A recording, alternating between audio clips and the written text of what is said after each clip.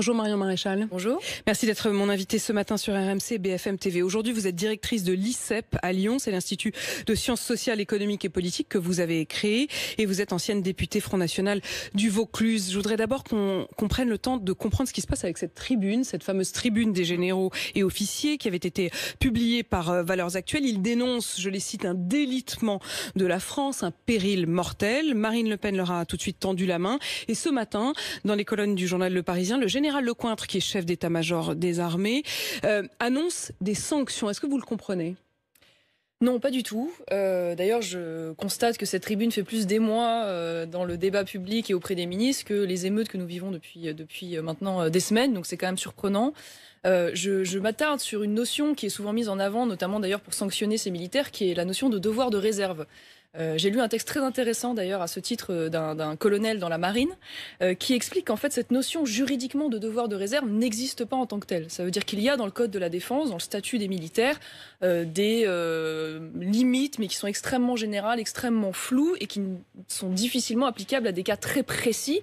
Et en tout cas qui ne relève en aucun cas d'une interdiction totale en tant que citoyen d'exprimer une opinion dans le débat public. Mais ils ne le disent pas tout à fait en tant que citoyen. On va revenir sur le fond de cette tribune, mais ils disent tout de suite nous restons des soldats de la France. C'est aussi en ce nom-là qu'ils parlent. Oui, mais ce que je veux dire, c'est qu'il n'y a pas en réalité de contradiction. Et d'ailleurs, je trouve qu'il serait intéressant, au contraire, qu'on puisse permettre et clarifier pour que les militaires aient une plus grande liberté d'expression, parce que je pense, et c'est d'ailleurs le cas de ces militaires, que leur expérience sur des théâtres d'opérations extérieures, des pays en guerre ou des pays qui ont connu la guerre civile, leur permet d'avoir une grille d'analyse, évidemment, qui n'est pas celle du commun des mortels et qui est intéressante, justement, pour pouvoir dénicher les signes avant-coureurs qui pourraient éventuellement exister dans la société relativement à l'état de guérilla latent que nous vivons au quotidien. Donc moi, je trouve qu'au contraire, on a besoin des militaires dans le débat public et je m'étonne d'autant plus que, je veux dire, typiquement, c'est un procès qu'on n'aurait pas fait à De Gaulle lorsqu'il sort, il est colonel à l'époque où il écrit Vers l'armée de métier.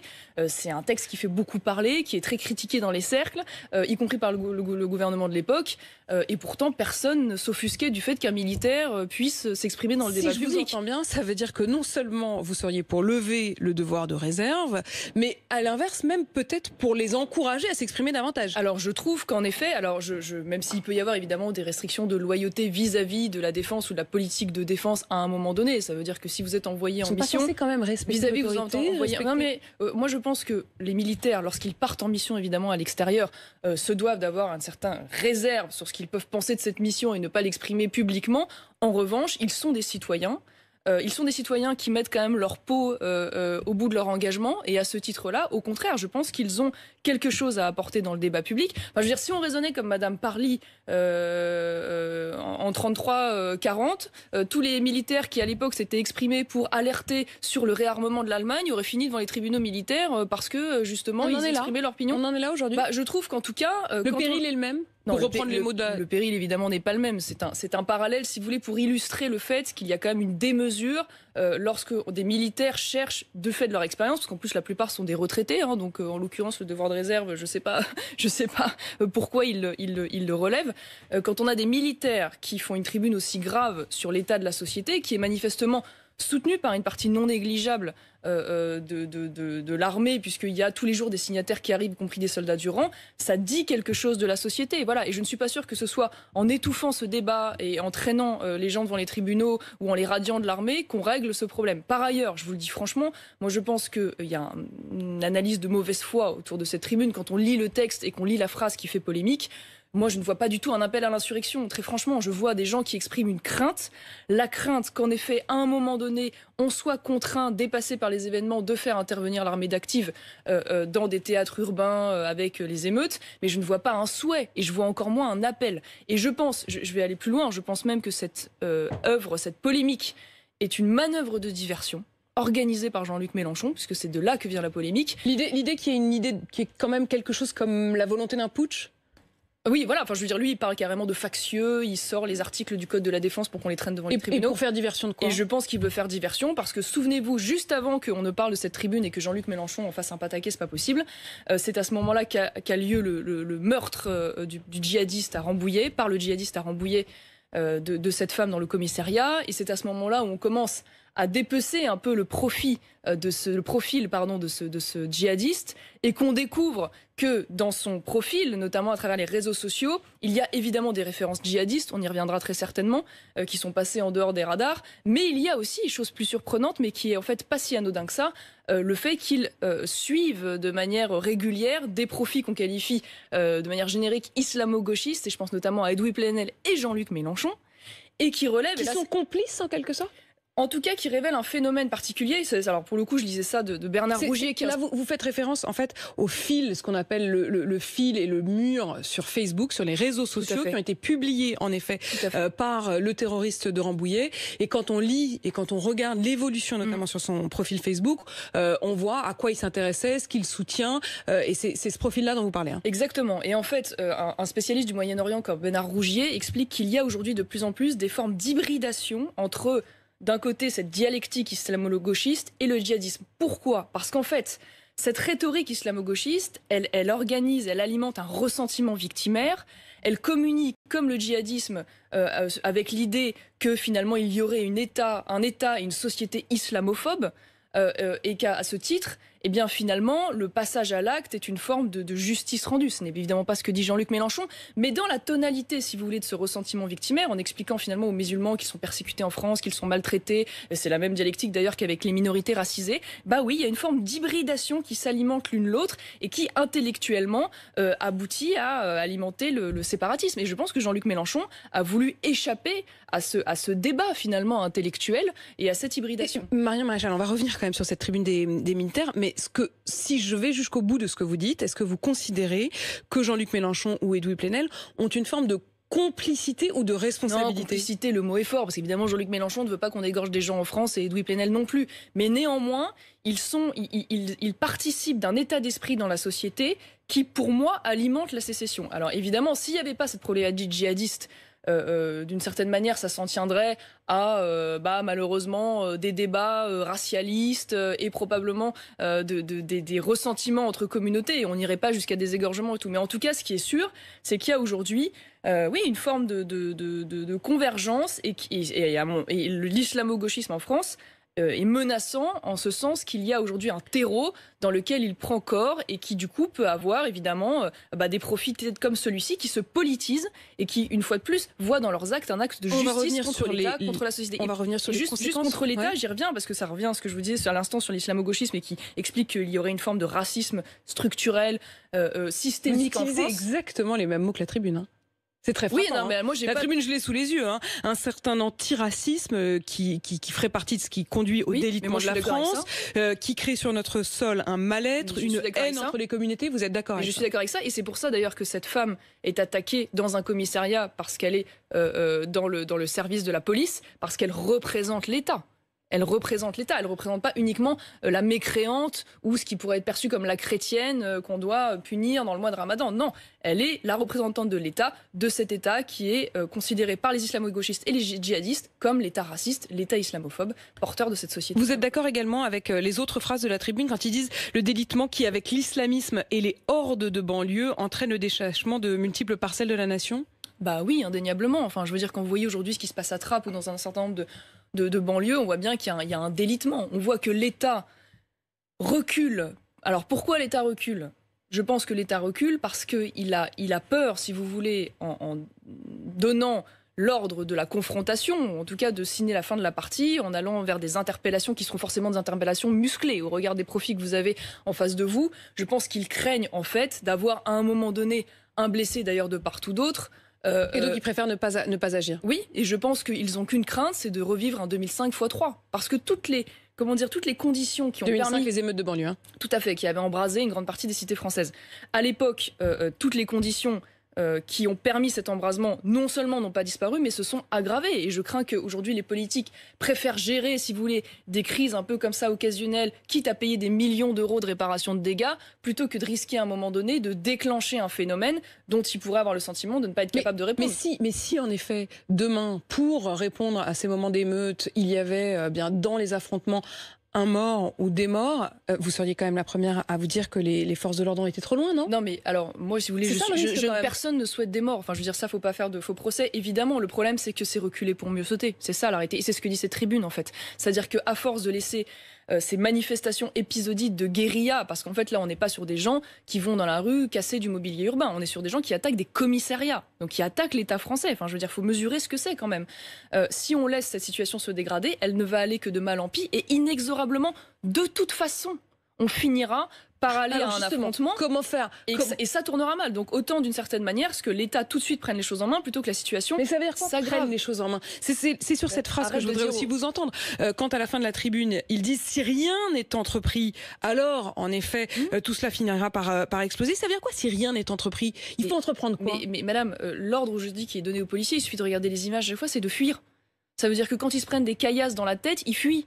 Donc oui, évidemment, aujourd'hui, s'il y a en être entreprise, c'est-à-dire déjà commencer par faire en sorte que la police ne recule plus et leur donner les moyens de ne plus reculer, à la fois en termes d'hommes et en termes de matériel, pour permettre que des interpellations soient faites, que la justice et la chaîne pénale fassent son travail et que ces gens qui sont dangereux pour la société et qui prennent en otage en plus les populations de ces quartiers, parce qu'en plus, tout le monde se fiche des populations de ces quartiers. C'est quand même incroyable. Dire, les gens se font brûler leurs bagnoles, casser leurs vitres, sont pris au milieu de violences qui en plus parfois avec des explosifs, parce que les tirs de mortier ça équivaut à des explosifs, peuvent être blessés. Enfin, je veux dire, c'est invraisemblable qu'on ne pense jamais à eux. Voilà, on pense à la sécurité de ces émeutiers.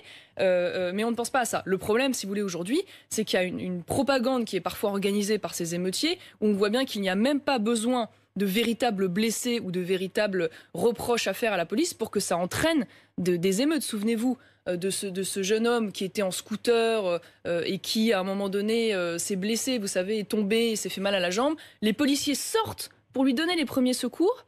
À côté de ça, des jeunes gens filment et disent regardez, la police l'a fait tomber. Et en effet, et ça a entraîné des émeutes. Dans les premiers temps, c'est l'idée que la police avait blessé ce jeune homme en scooter qui avait été tout ça pour dire divulgué. Quoi? Tout ça pour dire que de toute façon, je veux dire, quoi que fasse d'une certaine manière l'État, ces gens cherchent la confrontation. Donc inexorablement, ils chercheront des prétextes pour pouvoir mettre le bazar. Marion Maréchal, Marine Le Pen a tendu la main à ceux qui signent cette tribune et le général Lecointre, donc le chef d'état-major des armées, dit ce matin « Cela me navre. Les femmes et les hommes politiques qui prennent le risque d'instrumentaliser les armées pour en faire un objet de polémique ne rendent pas service à la France. » Vous ne rendez pas service à la France?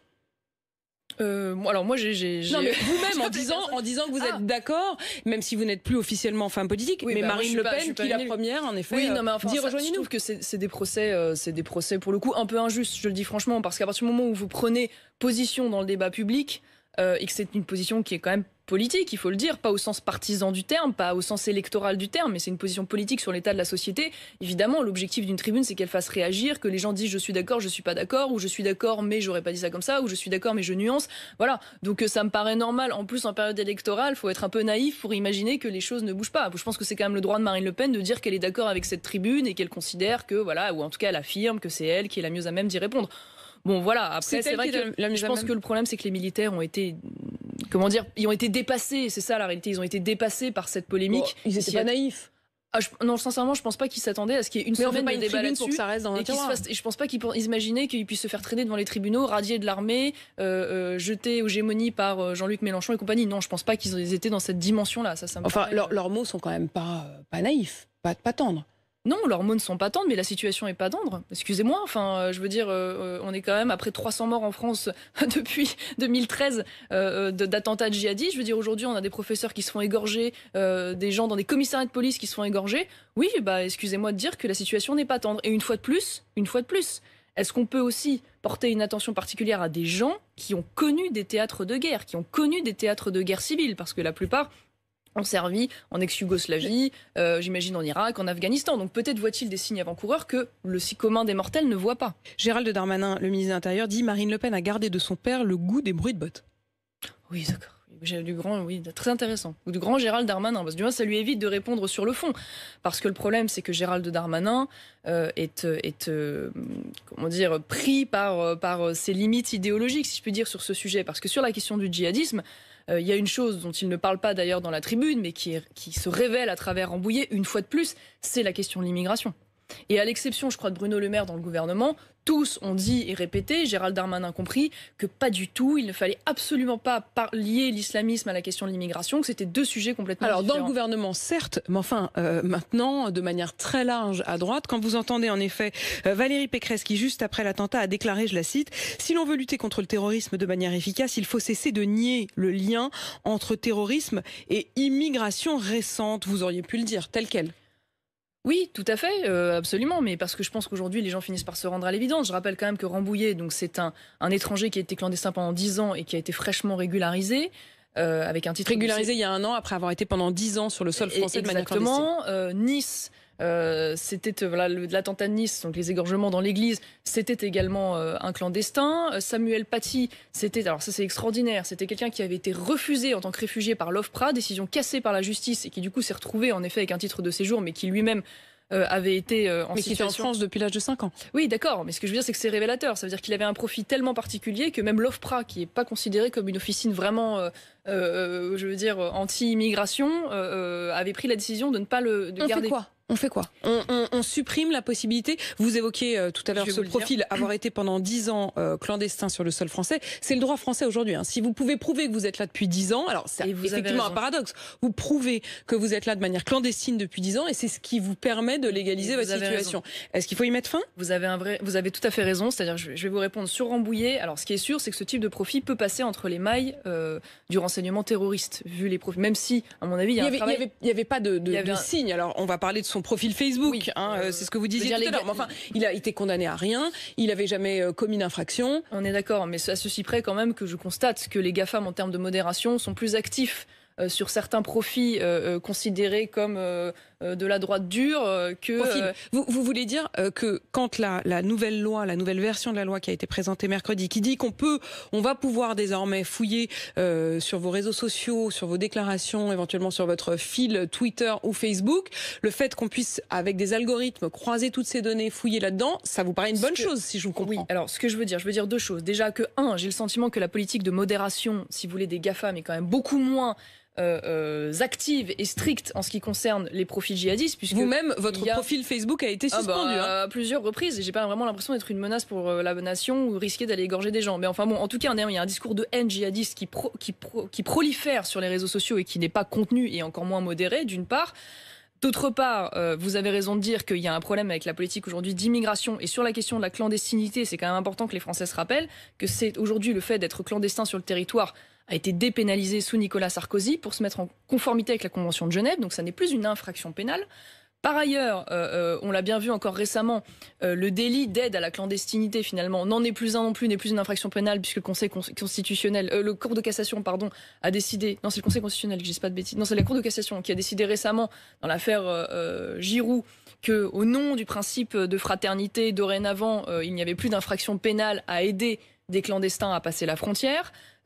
Et par ailleurs, la circulaire Valls, non mais juste pour aller au bout du raisonnement, la circulaire Valls permet de régulariser au cas par cas. Et j'ajoute à cela, parce que ça, la plupart des gens ne le mesurent pas, c'est que quand bien même on arrive à arrêter un clandestin, à le mettre en centre de rétention, intervient là le juge des libertés qui peut le remettre en liberté, et c'est le cas dans la plupart des cas, avant qu'il ne puisse être sorti du territoire. On fait quoi? Est-ce que vous vous dites, à partir d'aujourd'hui, enfin si vous étiez au pouvoir, il faudrait ne plus légaliser ceux qui sont là depuis 10 ans?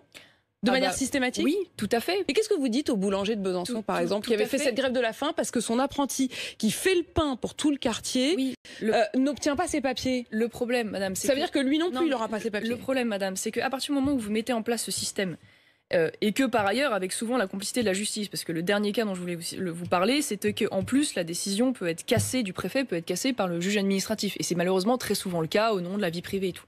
Et que du coup, évidemment, plus la personne reste longtemps sur le territoire, plus elle a des chances d'avoir des enfants, de faire une famille. À partir du moment où il y a des enfants, de toute façon, tout s'arrête.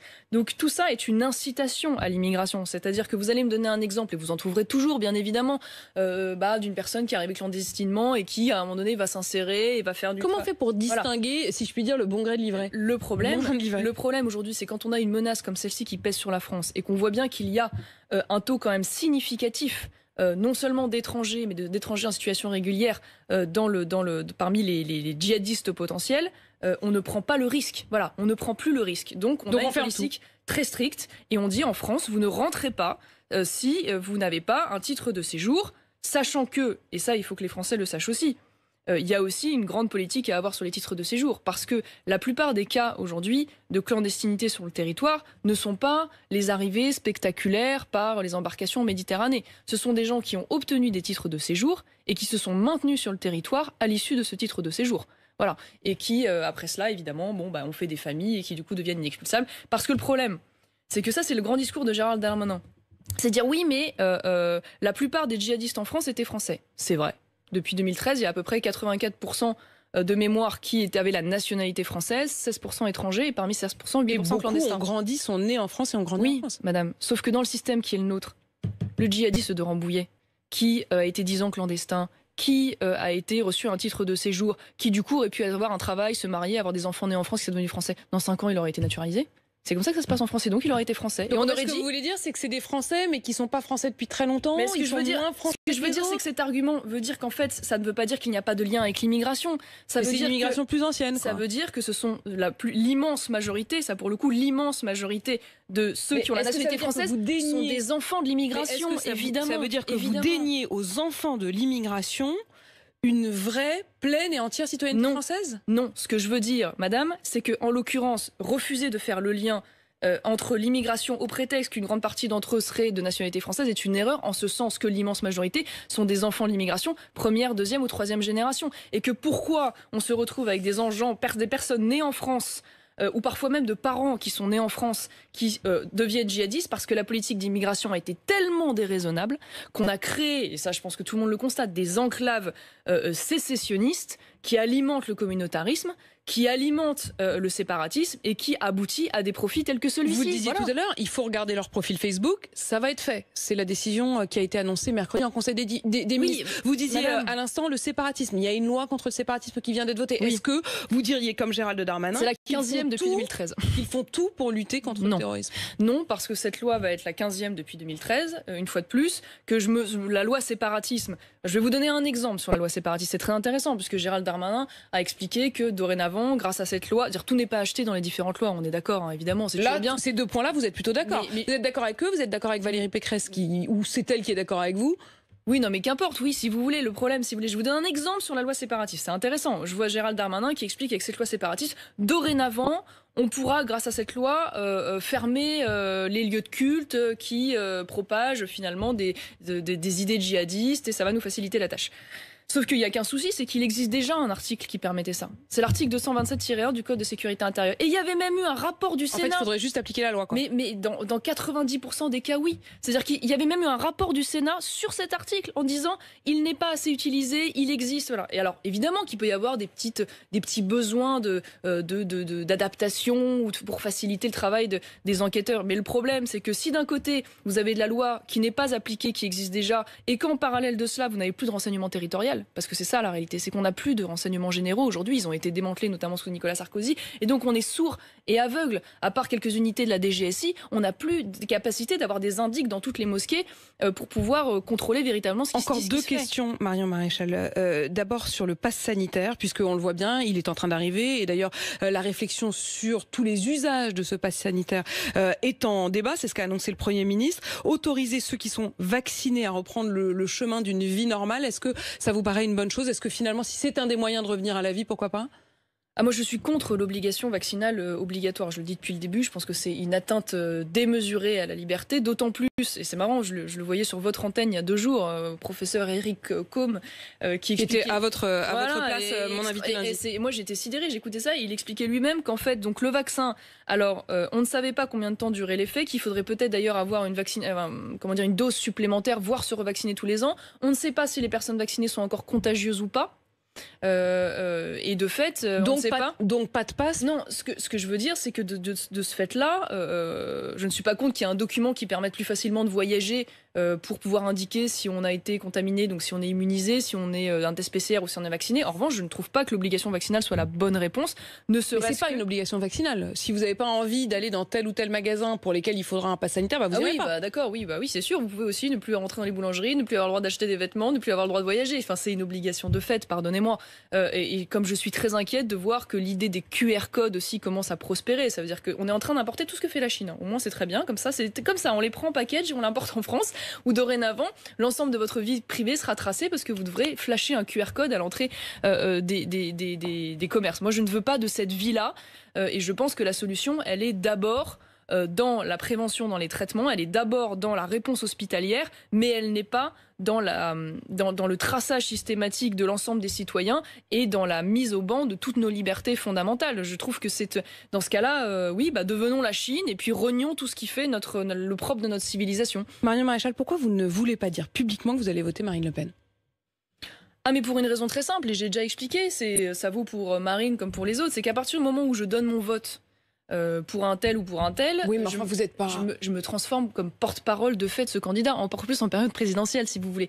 Mais parce qu'il y a un doute. Or, je n'ai pas le souhait. Non, mais c'est pour ça que je ne veux pas rentrer dans le débat, parce que je ne veux pas, déjà, me retrouver porte-parole, me retrouver à justifier en permanence telle ou telle stratégie, telle ou telle parole de Marine Le Pen, telle ou telle mesure défendue. Et que au regard de ce que je fais aujourd'hui, c'est-à-dire être une école. Mais vous réfléchissez encore ?